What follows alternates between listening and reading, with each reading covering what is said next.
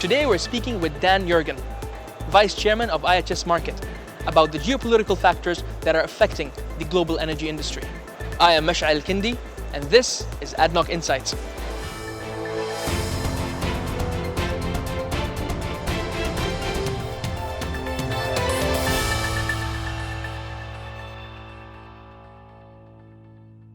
Dan, welcome to ADNOC Insights. Thank you very much. Glad to be here. What are the top 3 geopolitical issues impacting the oil and gas industry today?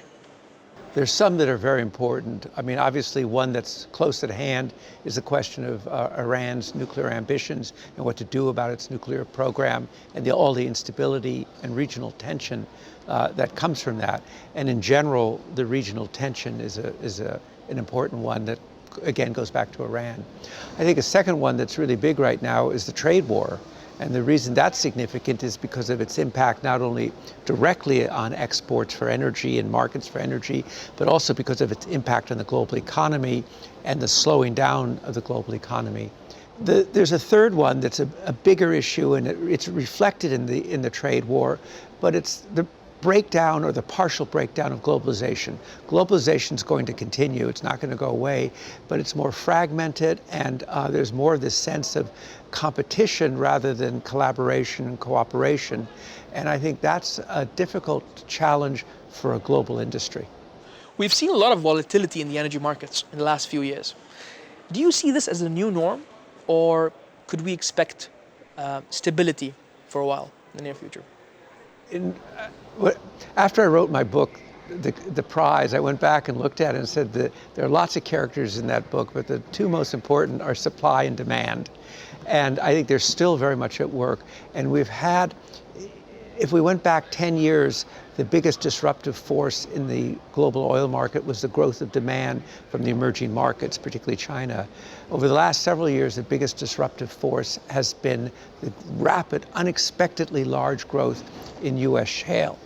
We expect that to temper, not to have the same level of growth, but I think that volatility is inherent in commodity markets. It comes and it goes, and it will be determined not only by supply and demand themselves, but also what happens in the global economy.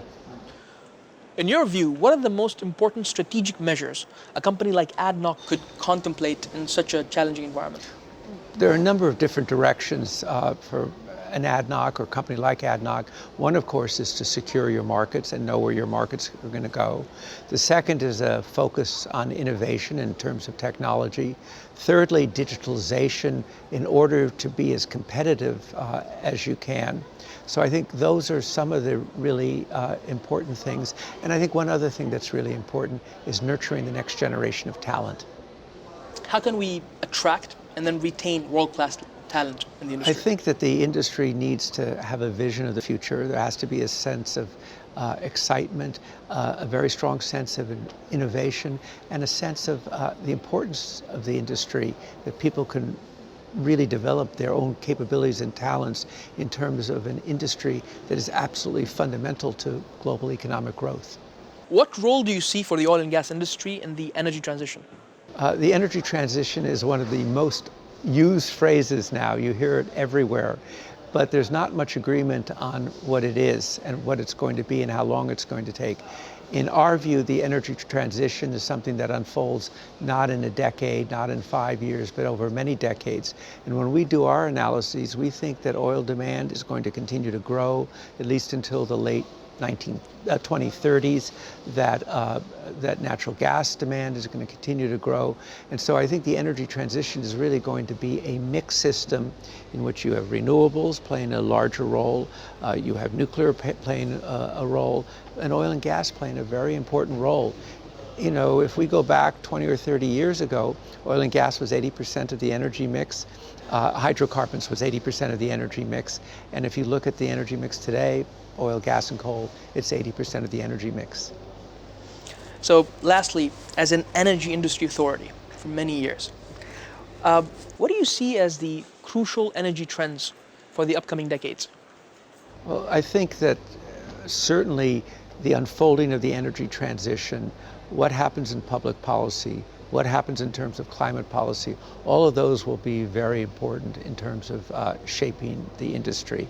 I think that obviously technology will continue to deliver surprises. If you go back 10 years ago, people didn't see the shale revolution coming, and they didn't see how low solar costs will go. And I think there'll be other technological surprises in there as well. I think one of the areas that the industry needs to focus on, and will be a trend that will become more important, is the whole role of carbon capture, use, and storage. That will be part of the energy mix in the future as well. So I think we're going to see an energy system that grows as world population grows, as economies grow, as personal income grows, and we're going to have a more mixed and diversified energy system in the future, in which oil and gas will be a very important part. Dan, it was an absolute pleasure having you. Thank you very much for your insights. And thank you, Michal. I really enjoyed our conversation.